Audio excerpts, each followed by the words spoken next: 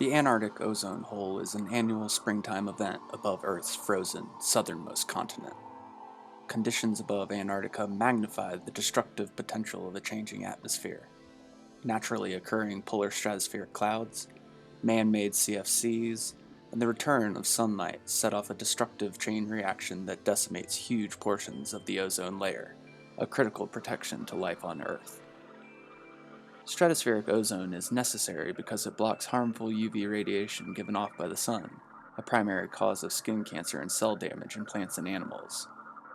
Throughout the 20th century, production of chlorofluorocarbons, or CFCs, were manufactured as a safe, non-toxic replacement for use in refrigeration, air conditioning, and as a propellant in aerosol cans. Growth in CFC use took off worldwide with peak production of over 1 million metric tons per year. But whereas CFCs are safe and inert in the lower atmosphere, they do undergo significant reactions in the stratosphere, where they are exposed to powerful ultraviolet radiation not seen at the surface. Scientists began to notice a springtime depletion of stratospheric ozone, and in 1974 linked it to the chlorine in CFCs. In the early 80s, the depletion increased dramatically, and the need for controlling CFCs became urgent. In 1987, 27 nations signed the Montreal Protocol to reduce substances that deplete the ozone layer.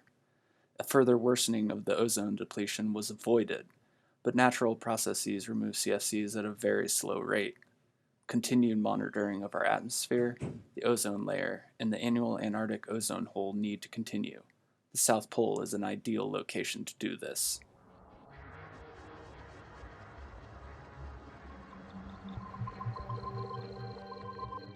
The Amundsen Scott South Pole Station was built at 9,300 feet above sea level, on top of the Antarctic ice sheet.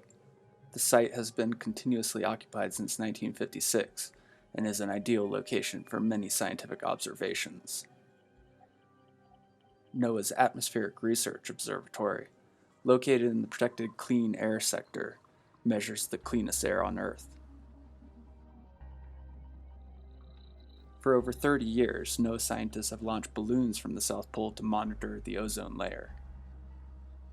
The balloons rise to over 100,000 feet and collect high-resolution data about the ozone layer.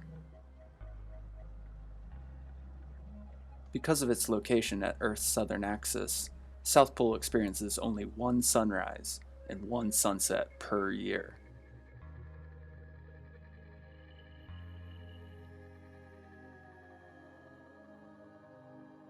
As the Earth orbits around the Sun, the two equinoxes mark sunrise and sunset at the poles.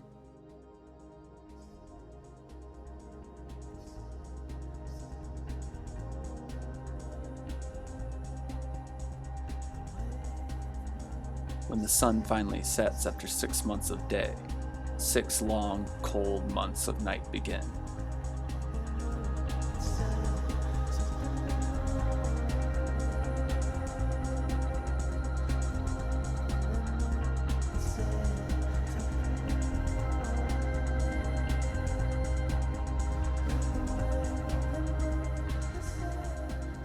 Without sunlight, it gets very cold.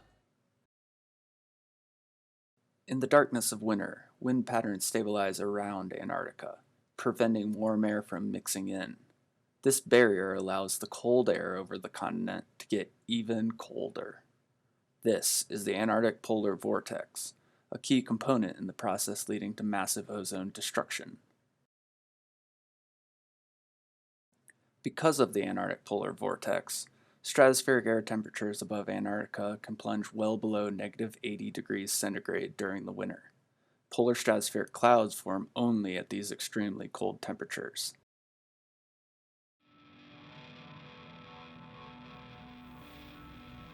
Let us imagine an ice crystal formed in a polar stratospheric cloud.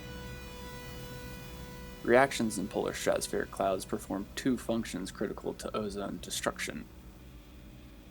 Stable reservoirs of chlorine in our atmosphere combine on the crystalline surface to release molecular chlorine. The molecules with the ability to restabilize chlorine remain stuck to the ice crystals.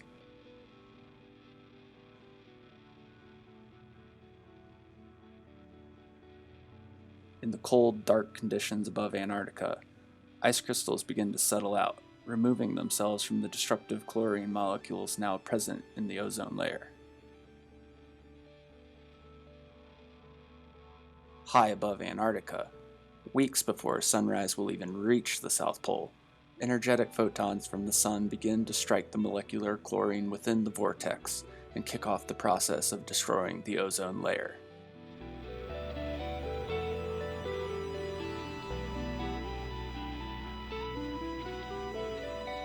Chlorine-free radicals destroy ozone.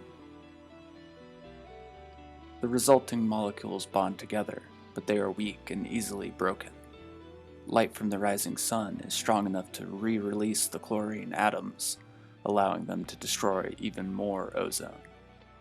And the catalytic cycle repeats itself. Each chlorine atom can destroy thousands upon thousands of ozone molecules.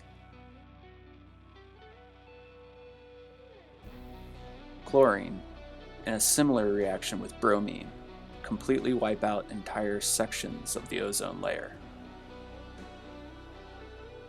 Throughout August, September, and October, while the vortex remains strong, chlorine completely decimates the ozone layer and the Antarctic Ozone Hole fully forms.